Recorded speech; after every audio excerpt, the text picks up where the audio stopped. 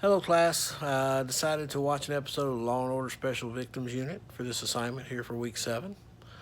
After watching the show, I would have to say that the intended audience on this is probably an adult audience. I think it'd be anyone from the age of maybe 20 up to even retirement age, 60s, 70s, or later. I do think the show and the content of the show are good for many age groups in that ranges like that. I think that it can really speak to many people could get enjoyment out of watching the show that way. I also think it plays well across all races.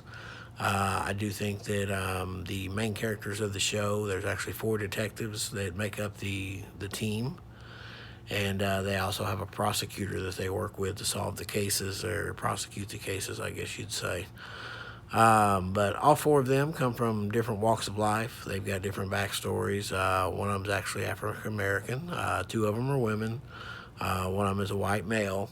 All of them come from different upbringings, different areas. Accents are different. Some of them have accents from different areas from where they're working.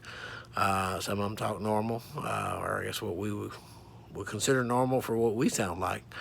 I think that's kind of where they're at. So, good show, good stuff there. The ads that played during it, I noticed there was some, some restaurant ads. Olive Garden comes to mind. That's one of the ones that showed up on there. Um, Also, a couple of dealership ads came through there as far as people trying to sell brand new cars to people. Looks like it was the Ford and the F-150 ads, and the Mazda and the typical midsize SUV ads where they're trying to sell that. So I think those commercials were geared towards middle class people, which is probably who's watching this show. Um, Pretty common thing. As far as the actors in the show and the characters in the show, women are kind of looked at as as an equal, and even very liberated on the show. I think with the main character, the main boss, actually being a female, and she's been on the show longer than anyone that's on the show right now.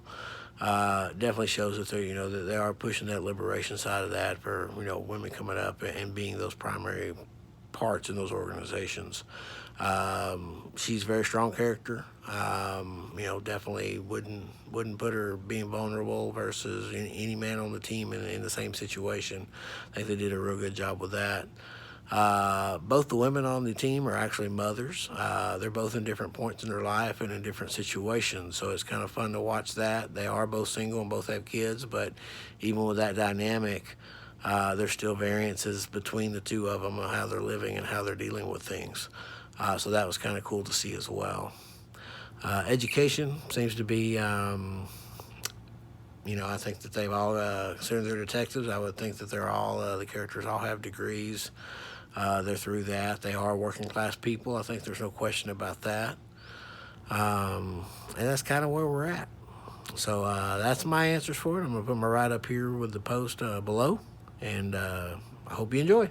If you hadn't watched the show, I do recommend you watch it. It's a pretty good show. I've been watching it for many years. Thank you.